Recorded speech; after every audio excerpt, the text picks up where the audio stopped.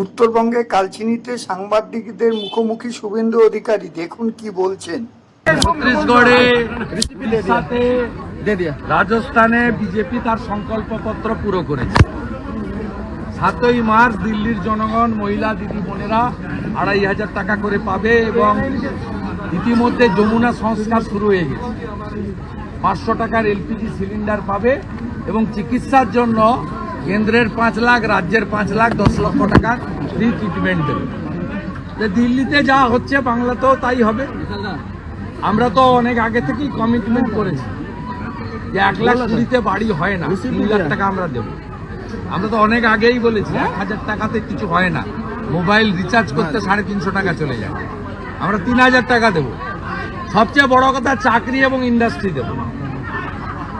মমতা ব্যানার্জি উত্তরবঙ্গের উপর এত রাগ, নোটিফিকেশন বের করেছে 7ই ফেব্রুয়ারি, চা বাগান বেচে দেবে।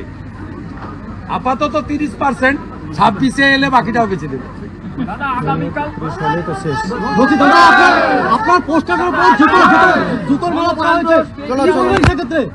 তৃণমূলের কতগুলো মুসলমান করেছে, যত করবে হিন্দু জনজাতিরা তত বেশি করে আমাদের পক্ষে আসবে।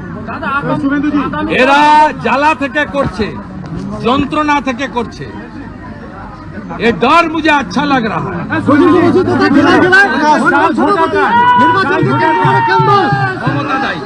আমাদের ভিডিও ভালো লাগলে লাইক ও শেয়ার করুন, কমেন্ট সেকশনে গিয়ে জানান আপনাদের মতামত।